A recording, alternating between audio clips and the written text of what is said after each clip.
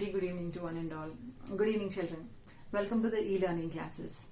Today we are going to discuss about 10th class social studies. 10th class social studies 5th chapter, Indian rivers and water resources.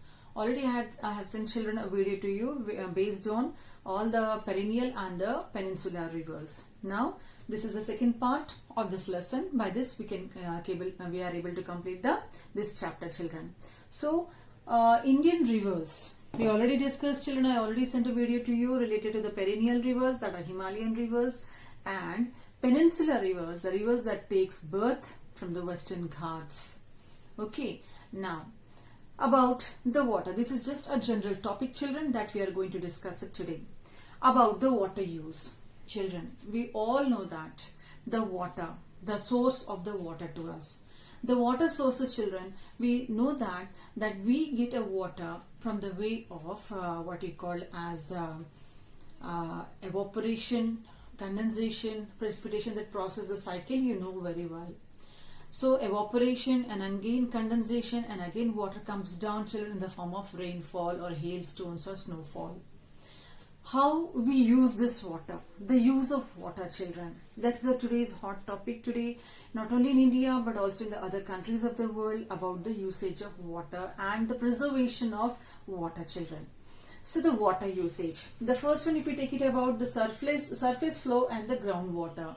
Surface flow and the groundwater, children. As you all know that the water that flows on the surface, children, in the form of streams, in the form of rivers, that water that flow on the surface, in the form of streams, in the form of rivers, children. So these water, children, during the monsoon season, what happened when the heavy rainfall occur, the surface flow water, the capacity of these water increase, and it flow with heavy volume of water.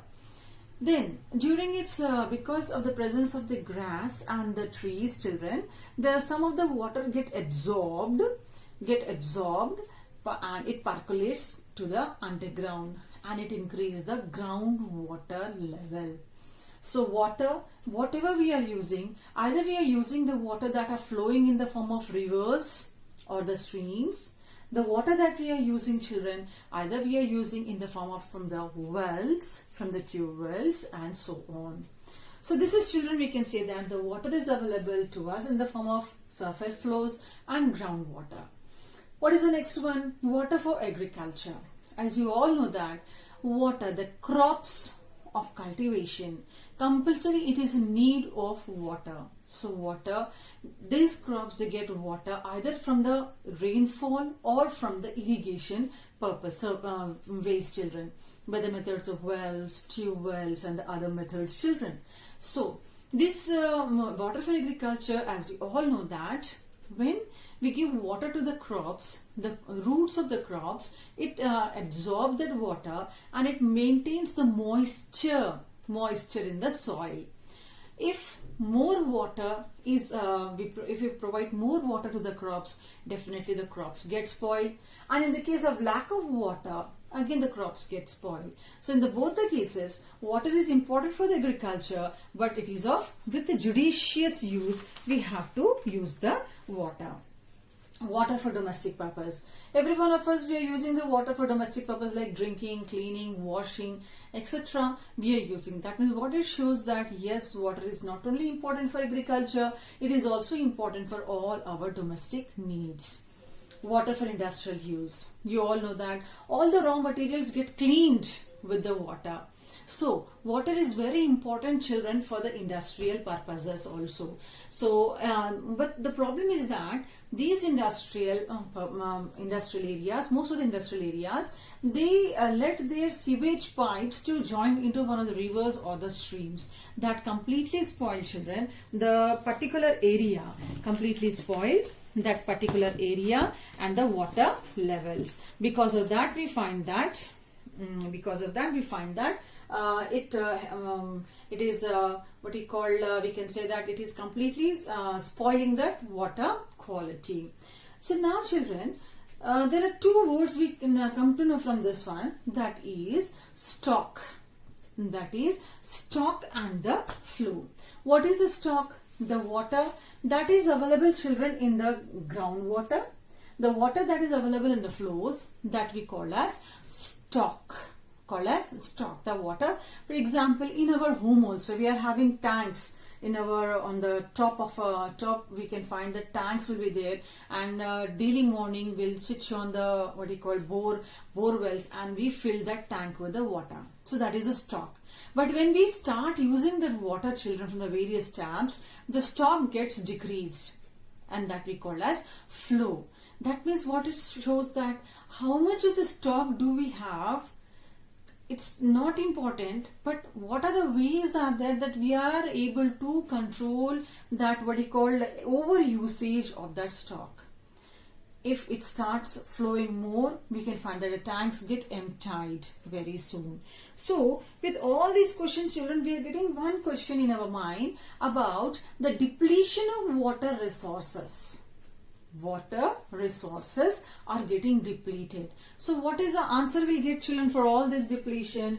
We are having only one answer, that is called as sustainability.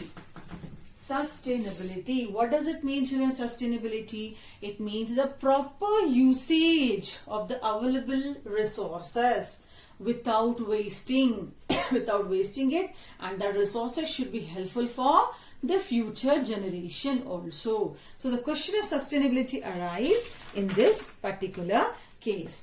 So after learning all these usage of water, children, we have to discuss now about the one of the case study of Tungabhadra river.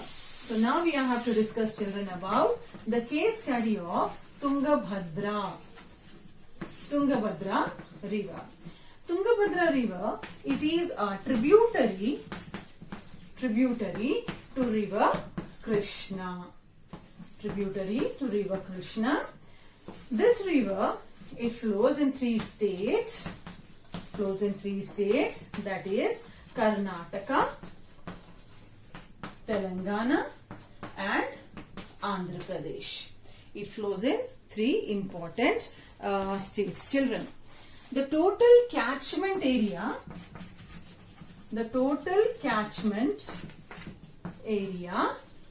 of river Tungabhadra, it is nearly about 71,417 kilometer square is the total catchment area. Out of this, 57,671 kilometer square, this river, it flows in Karnataka. So Tungabhadra river are having two parts, that is upper and middle parts. We find it is in Karnataka, and the lower one, it is in Telangana and Andhra Pradesh. So this is just an introduction, brief introduction about Tungabhadra river, children. Now, about this Tungabhadra river, we find that according to the official status, most of the basin of the Tungabhadra, it is having the farmlands. Beside the farmlands, this Tungabhadra basin, we find the forest areas are covered. We find that fallow lands are covered. We find the various areas, like for example, the groves are there, children. Permanent pastures are there. Pastures means the grazing lands for the animals that are there, children.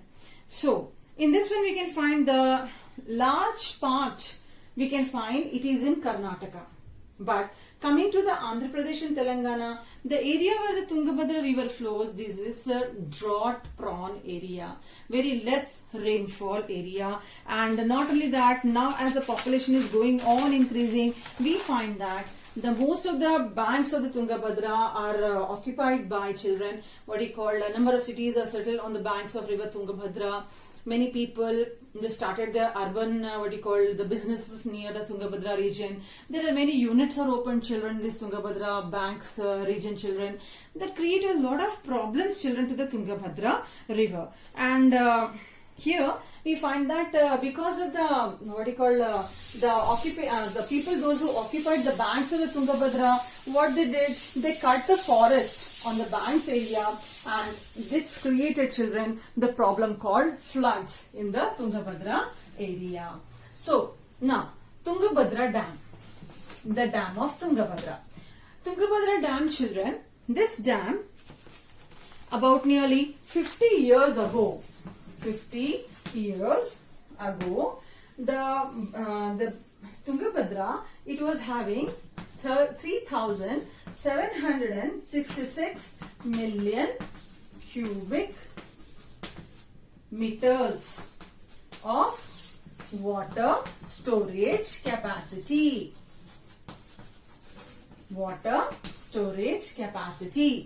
But with all the works of these human beings, children, like for example, because of mining, because of dust, because of soil erosion, now this storage capacity decreased. This capacity, it decreased to 849 million cubic meters. This is a major problem now to the Tungabhadra Dam because of all the activities of the people. Besides this, over the years, there was a clash between the three states for the sharing of the Tungabhadra river, children. Karnataka, Andhra Pradesh and Telangana, they were having a conflict, children, among the sharing of the Tungabhadra river. People, they cultivate number of crops like paddy, jowar, bajra on the banks of Tungabhadra river. So in this one we can find that still, as this day by day this is going on decreasing, children, so much of that care to be taken, children, by the government. 1984, in the year 1984, the people, they protest. They protest, children. They protest regarding that the discharge of molasses in the Tungabhadra river, means effluents, the chemicals get added to the Tungabhadra river. So what happened? And the people, they protest, certain laws were made, and not only the laws were made, children, laws were enacted, but it was not implemented properly. Because of that, we find this area, this Tungabhadra river bank area, is going on destroying day by day. So now, when we learned all about, children, this one, so now our next topic, children, after the Tungabhadra, it is about irrational use of water. Okay, so now about the rational and equitable use. This is important now for you. Rational and equitable use of water. What we have to discuss, children, that how we have to use the water properly. That is judicious use of water. We have to discuss. And for this we are having one example with us, very important for examination point of view, that is Hiware Bazar of Ahmednagar, Maharashtra. Hiware Bazar village. So now we have to discuss, children, about this Hiware Bazar. What is this Hiware Bazar village? Hiware Bazar village got the award as a Adarsh Gram. For what purpose? What happened? Hiware Bazar, or we can say that Ahmednagar, is a place in Maharashtra that is drought prone. Okay, it is situated in Sahyadri Mountains range area, receives 400 meters of rainfall. It is a drought area, not getting enough water, and especially at the time of less rainfall, this area get drought. Now, the people of Hiware Bazar, they took certain measures. They only took everything in their hands, that definitely they have to do something to preserve the water, not only to preserve the water, to increase the storage capacity of Hiware Bazar area. So these people, children, what they did, they first of all what they did, in the hilly areas, children, they made counters. I think you know children, contours we say.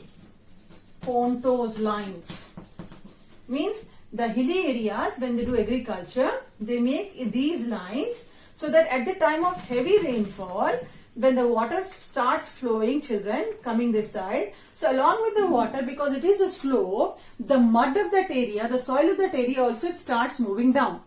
But in the presence of these contours, okay, they do the agriculture in this area, so it stops the speed of the water and the flowing of the soil, moving of the soil to the down areas. Like that, in Hiware Bazar, they start the contour farming. They start the farming on the contour areas.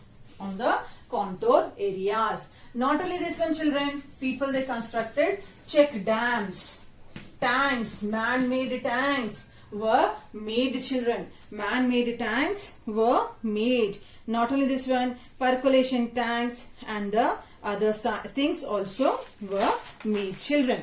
Now, beside this one, so we can say, no, oh, this is a common one. Then why this village got the reward or award as a Adarsh Gram? So what happened in the Hiware Bazar? In the Hiware Bazar, what the people they did, they started, and this is important for your examination point, children.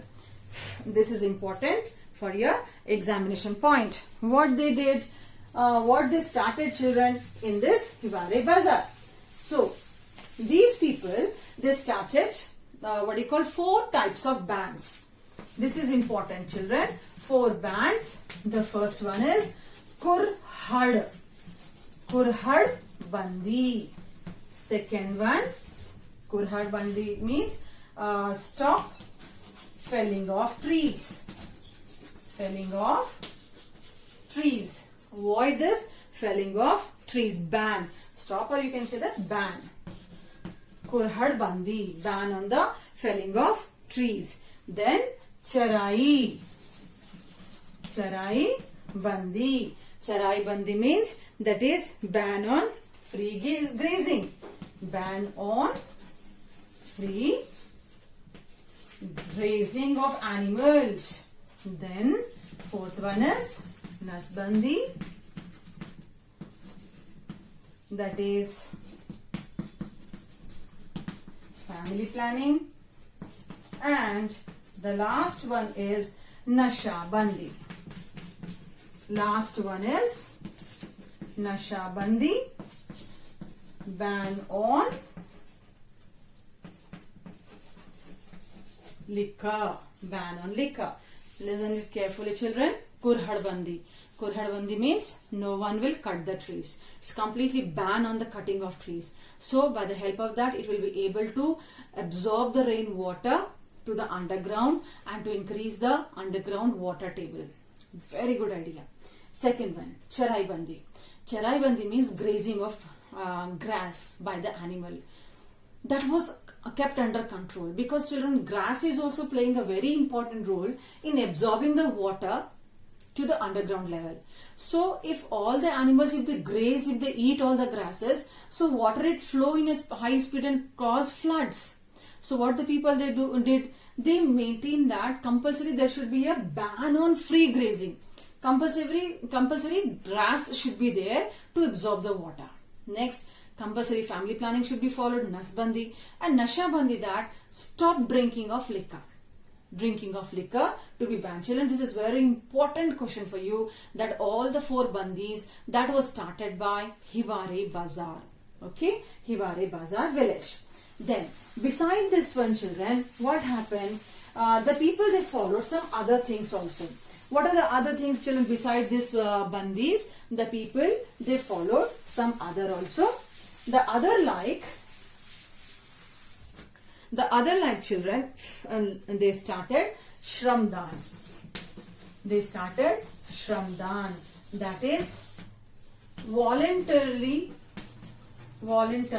labor. Everyone will do the work. They'll give their hard work for the planting of trees for the number of works. Beside that one, ban on borewell. Ban on borewell. That means borewell should be stopped. No one will go on digging the borewell because if more borewells will be there, underground water will be decreased. Then ban on cultivation of two crops, that is sugarcane and banana, as these two crops takes more water for cultivation, that to be stopped. Then stop selling lands to outsiders. That means if anyone wants to sell their lands, it should not be sold to any outsiders. And soon it was found that all the 4 bandis and all these things in the Hiware Bazar village made that to increase the water level. It was mentioned that the water level that that was in the summer, the crops increased. Crops increased from 7 hectares to 72 hectares, children. The crops irrigated areas increased for the crop about 7 to 72 hectares. Now in Hiware village, Hiware Bazar village, there is no shortage of water problem. There is no problem at all. But though this village, they did a lot. But the neighboring villages of Hiware Bazar, they didn't stop digging the borewells. They didn't stop overusing of the water. So children, this area, they were not digging the borewell, but the other neighboring villages, when they dug the borewell, the underground water they were consuming. What is the use of all these things? So it was found that compulsory some laws to be enacted, that what one village is following, it should be followed by everyone, because water is very important resource and it should not be waste. It should not be waste, because generally what we find now, if we take the topic of water as a resource, pool of resource, what we find now, children, generally it is found that, suppose if I am the owner of this land, okay, so if I dug a bore well and how much of the water I want to take it out and I misuse that water, in that feeling that I am the owner of that water, is it correct? No.